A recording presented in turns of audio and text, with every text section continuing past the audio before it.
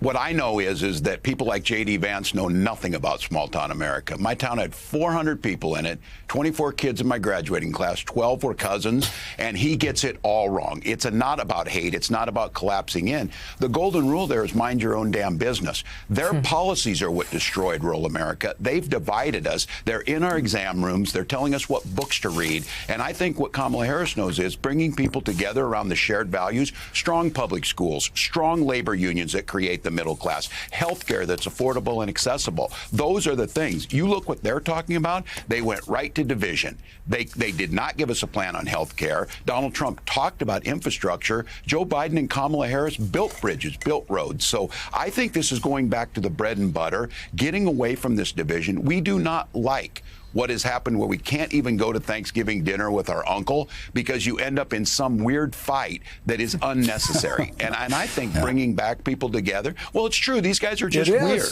And it's, you know, they're running for He-Man Women Haters Club or something. That's what they go at. That's not what people are interested in. And there is angst because robber barons like J.D. Vance and Donald Trump gutted the Midwest, told us we didn't do that. They talk about private schools. Where in the heck are you going to find a private school in a town of 400?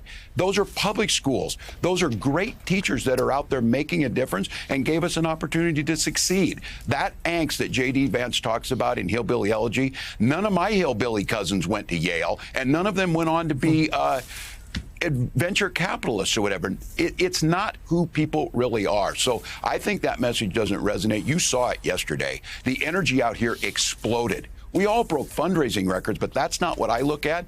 Door knocks are full.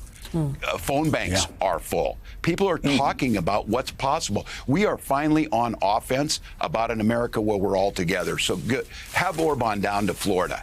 The vice president will come out here and stand in a Planned Parenthood. She stands in a Planned Parenthood clinic in St. Paul. That's what people want to see.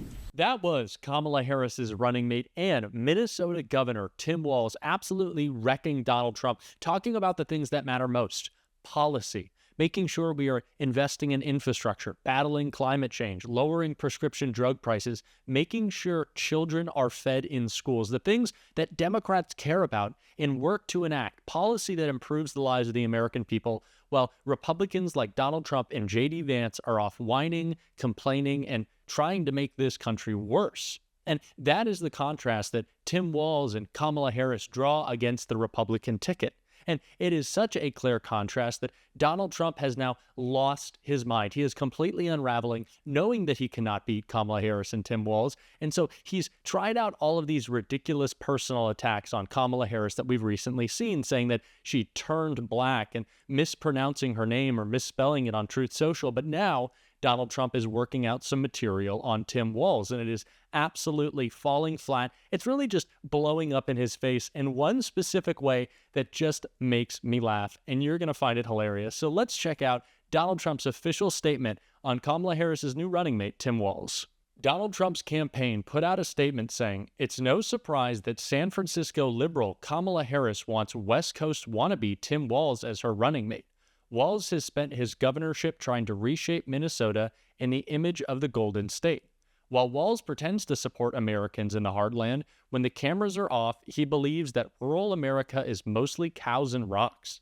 From proposing his own carbon-free agenda to suggesting stricter emission standards for gas-powered cars and embracing policies to allow convicted felons to vote, Walz is obsessed with spreading California's dangerously liberal agenda far and wide.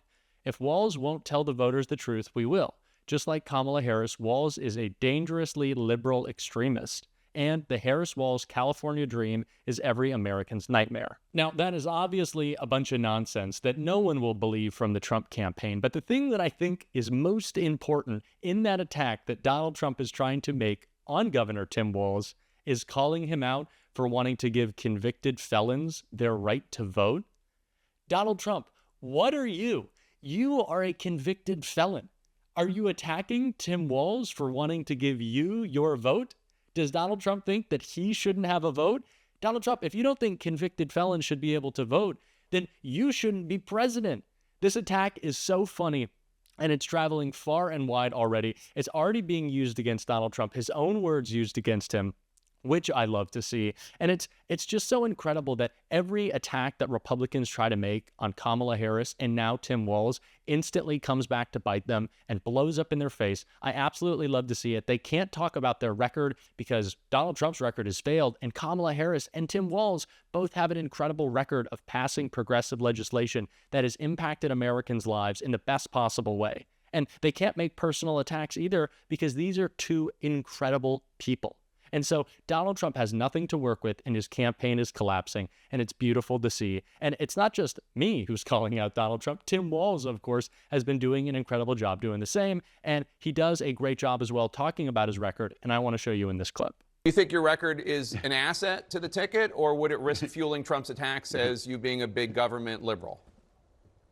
What a monster. Kids are eating and having full bellies so they can go learn, and women are making their own healthcare decisions. And we're a top 5 business state, and we also rank in the top 3 of happiness. Look, they're going to label whatever they're going to label. He's going to roll it out, mispronounce names, to try and make the case. The fact of the matter is, where you see the policies that Vice President Harris was a part of making, Democratic governors across the country executed those policies, and quality of life is higher, the economies are better, all of those things. Educational attainment is better. So yeah, my kids are going to eat here, and you're going to have a chance to go to college, and you're going to have an opportunity to live where we're working on reducing carbon emissions. Oh, and by the way, you're going to have personal incomes that are higher, and you're going to have health insurance. So if that's where they want to label me, I'm more than happy to take the label. Republicans are going to try to levy the attack against Tim Walz and Kamala Harris that they're both dangerously liberal.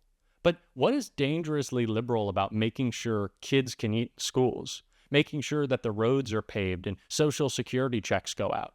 If you want to talk about dangerously extreme, what I think is dangerously extreme is stripping women's reproductive freedoms, is trying to roll back LGBTQ plus rights by 50 years. That is extreme.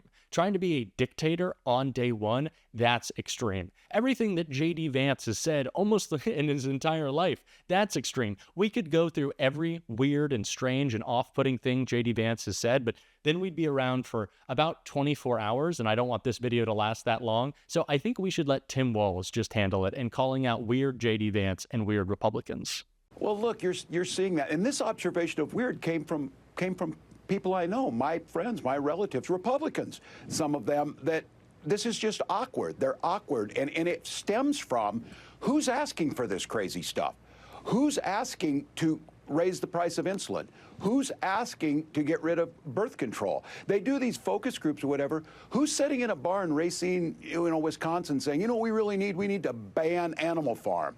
Nobody is. They're talking about real things. So when these guys get in situations in front of real people and trying to pretend like they know what people are going through, they've got nothing to offer. And no one can picture them in their own lives. I brought this thing up that Donald Trump tries to mock Vice President Harris for laughing. And I made the point, you never see this guy laugh. You never see him do these normal things. Imagine when I go home at night, I pick up the Frisbee and throw it, and my dog catches it, he comes over, he gets the belly rub for being a good boy.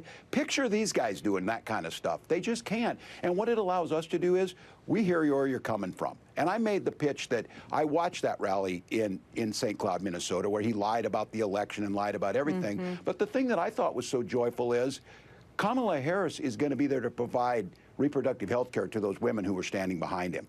He's going to be there to make sure Social Security's there for those seniors who were standing behind him as he talked about nonsense.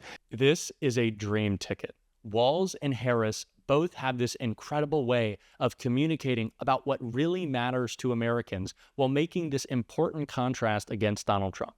These are two people who have experience at the local, state, and soon-to-be national level for Tim Walz of fighting for their communities and implementing real change in actual ways. Donald Trump doesn't know how to do that.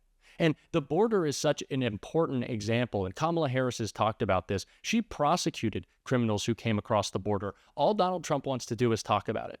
Donald Trump wants to talk about helping the working class, but he never has. All he's ever done is write giant tax cuts for the rich, when Tim Walz has actually made improvements in his community, a community that he is still attached to and cares about, unlike J.D. Vance. There couldn't be a greater contrast in this race between 4 people than Walz and Vance and Harris and Trump. And that is what this race is going to be about. Do we want to go forward, with two progressive politicians who care about improving this country? Or do we want to go back to the chaos and division of Donald Trump in his first term that was a complete disaster and only could be more dangerous if he was elected again? I know where I'm going. I'm going forward. I'm not going back. I'm with Walz. I'm with Harris. I'm with Harris Walz. I love this ticket. I'm so excited. And if you are as well, make sure that you hit that subscribe button if you haven't already and join our channel. And if you like these videos, make sure to leave a like, hit that thumbs up. It goes a long way. And if you want to add a little extra bit of support for this channel, you can become a monthly member by hitting that join button. It really supports what we're building here, and you can get exclusive bonus content every week. And until next time, I'll see you soon.